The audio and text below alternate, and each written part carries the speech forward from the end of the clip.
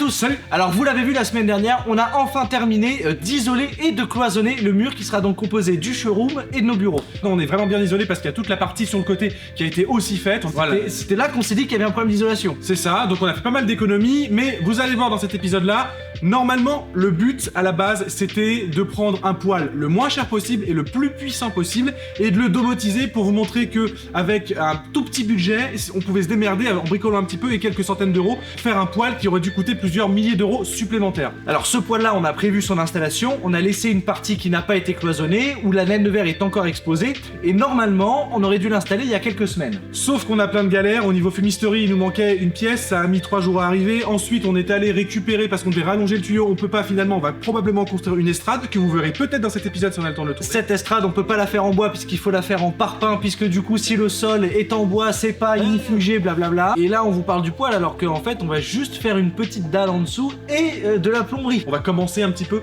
la cuisine avec un petit lave-vaisselle. On en a un petit peu marre d'être à 4 tous les midis à manger, donc 4 fourchettes, 4 couteaux, 4 assiettes, 4 verres et les nettoyer dans un tout petit évier de salle de bain. Voilà. Alors en soi c'est pas un problème, on va pas se plaindre de nettoyer la vaisselle dans un évier, non. Mais on a quand même un lave-vaisselle qui dort dans la menuiserie et qui serait peut-être temps d'installer. Installation qui de toute façon devrait être faite parce que je vous rappelle qu'ici on veut un atelier équipé et fini. Ça va bien se passer. Et Respire, on est au bord de la dépression nerveuse. Ça va, du calme. Ouais. Donc du coup, je vous lance l'intro, c'est parti, à tout de suite. Ah, j'ai rêvé qu'on avait changé d'atelier, que c'était le bordel. Ah non, t'inquiète, tout va bien. Bro. Ouais.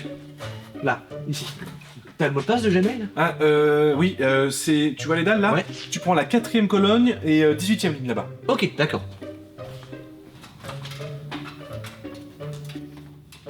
C'est pas là? Non, là, t'as raison, la prise du radiateur, tu regardes en dessous le couvercle, ça devrait le faire, ça devrait être là. Non plus. Oui, bon bah, la dernière fois j'ai pris un café, il y a la planque sous le café, regarde la planque sous le café, elle est bien celle-là. Bah non, pas là non plus. Bon bah, je sais pas, sous le chien. Ah oui, c'est ça.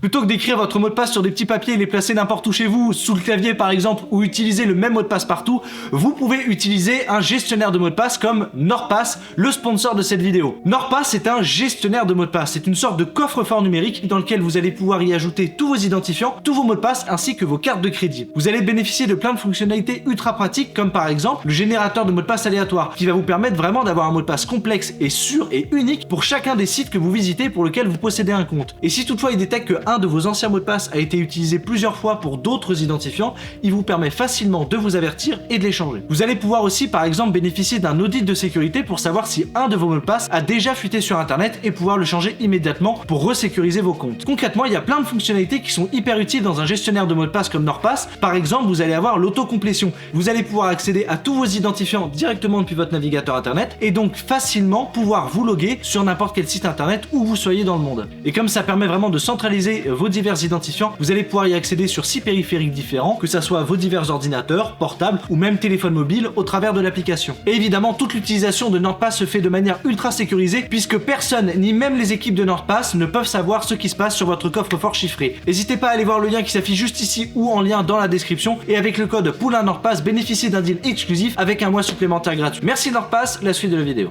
On en a marre, tout prend trop de temps, il y a trop de choses à gérer entre les vidéos qu'il faut prévoir, les sponsors, les machins, les validations, les soirées influence, machin et tout. Soirée influence, non mais... Ce qui n'arrive jamais. C'est surtout qu'en fait on nous invite mais on refuse. C'est surtout que je savais pas quoi dire donc du coup j'ai créé une idée, tu vois.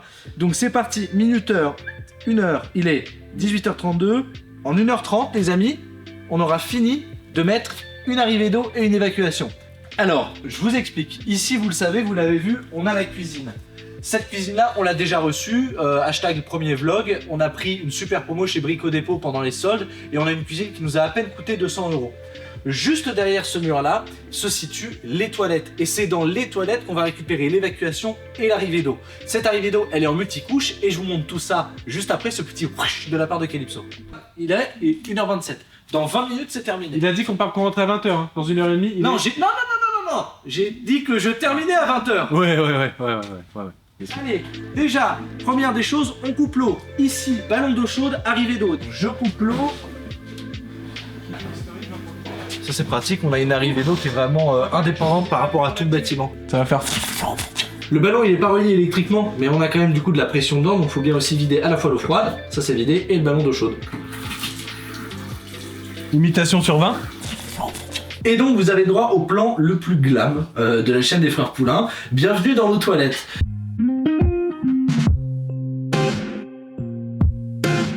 Mais comme vous pouvez le voir, c'est donc juste ici qu'on a bien l'évacuation et les deux arrivées d'eau, eau chaude, eau froide. Pour l'instant, tout ce qu'on veut, c'est une arrivée d'eau froide pour le lave-vaisselle et le lave-linge, et ensuite l'évacuation. Donc on a tout acheté à Leroy Merlin, on va voir à quoi ça ressemble. Donc ici par exemple, on peut avoir un coupe-tube, mais aussi, et ça je suis trop content, parce que ça, une fois qu'on en a une, on l'a pour toute la vie, une pince à sertir. À sertir quoi? Eh bien les raccords comme ça qu'on va devoir installer dans les toilettes pour pouvoir là garder notre évier qu'on a déjà présent dans les toilettes, mais aussi rajouter une sortie pour le faire passer dans la cuisine. Ici l'installation qu'on a dans notre local, elle est en multicouche. Alors le multicouche c'est pas idéal dans toutes les situations, mais c'est quand même super pratique parce que il y a à la fois de la flexibilité parce que c'est un tube de plastique, mais aussi de la semi-rigidité parce qu'à l'intérieur il y a une couche d'aluminium qui vient tout simplement permettre de pouvoir plier le tuyau dans un petit peu toutes les configurations. Pour le plier et éviter les pincements, on va avoir par exemple ici une sorte de ressort et ça va nous permettre d'insérer le tuyau à l'intérieur et de lui donner sa forme sans le pincer.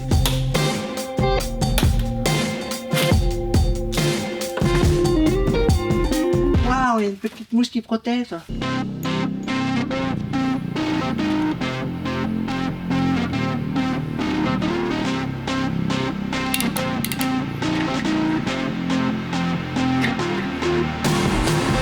Ah, ça fait longtemps ça hein.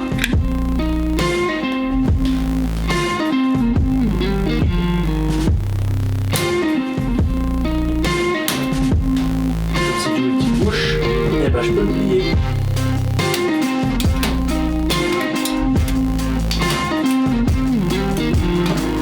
Putain mais je m'en sors bien. Regarde, hop, une partie là. Hop, bah bon. Parce que là, on est sur terrasse et comme ça.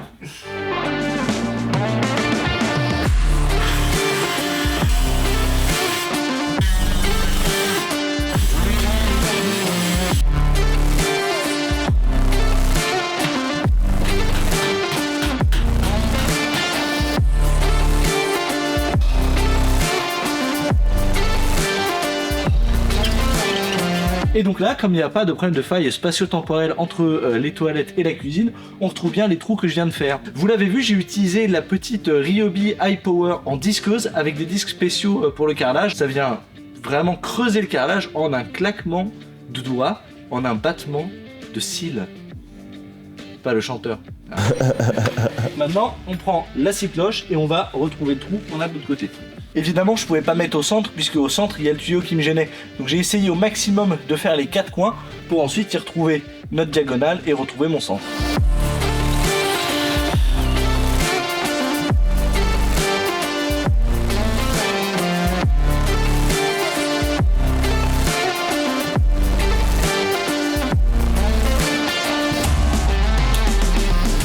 Il est premier degré trop fier, c'est ce qu'il vient de dire. C'est cool. Léna, t'es là? Ça va aller mon cœur, t'as besoin de quelque chose? Garde ton air, respire le plus calmement possible. On va te sortir de là. Ça n'a pas de sens. Alors maintenant que tout est prêt pour pouvoir fixer définitivement notre raccord, ce qu'on va faire c'est utiliser un sopalin pour être sûr que ce soit bien sec à l'intérieur. Et puis aussi on va prendre un papier de verre très fin et on va juste gratter l'intérieur. Ça va permettre de créer un petit peu de grippe sur le tuyau et ça viendra améliorer l'adhérence quand on viendra mettre la colle PVC. Évidemment faut pas gratter comme un malade, faut juste créer des aspérités pour que la colle puisse vraiment avoir une bonne accroche.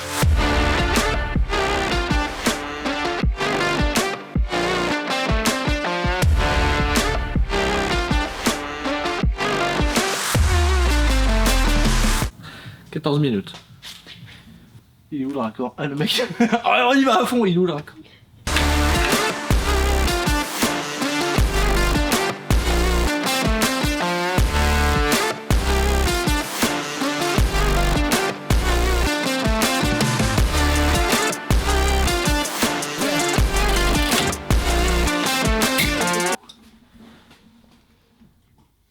Vous voyez comment je suis utile dans cette vidéo, Oh, hein. putain, j'ai fait l'eau On n'est chaude. pas du tout dans des espaces hyper J'ai fait l'eau chaude. exigus. C'est l'eau chaude que j'ai coupée et que j'ai raccordée.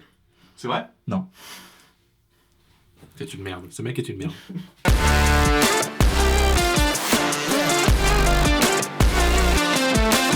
Eh bien, je vous annonce qu'il nous reste plus que 30 secondes pour coller le tube d'évacuation. Donc je serai dans les 5 minutes dans le temps et on aura réussi à mettre une arrivée d'eau et une évacuation pour placer le lave-vaisselle.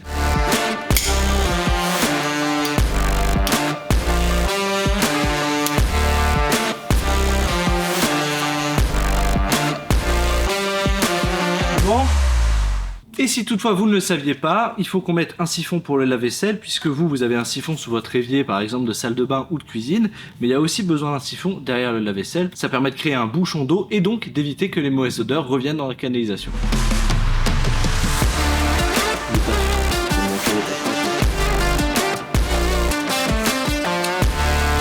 Donc là on a un tuyau qui est droit, et donc je dois bien faire attention à relever mon tuyau pour être sûr que l'eau ne stagne pas dedans. L'eau qui stagne, c'est dans le siphon que ça doit se passer.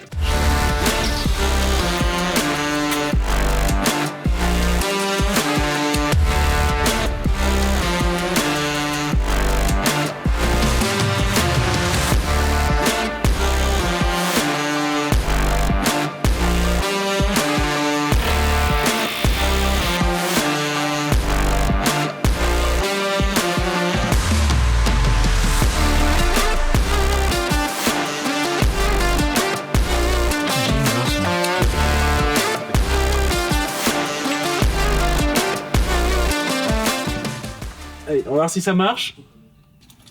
Allez, zéro fuite. Vous connaissez le concept d'inspecteur des travaux finis? Bonjour. Bah c'est bien, là vous avez toute l'intelligence des frères Poulain, à savoir déménager et mettre des outils qu'ils allaient utiliser avant d'autres tout au fond. C'est... Oh, la poussière. Bientôt on trouvera une place dans le showroom, mon bébé.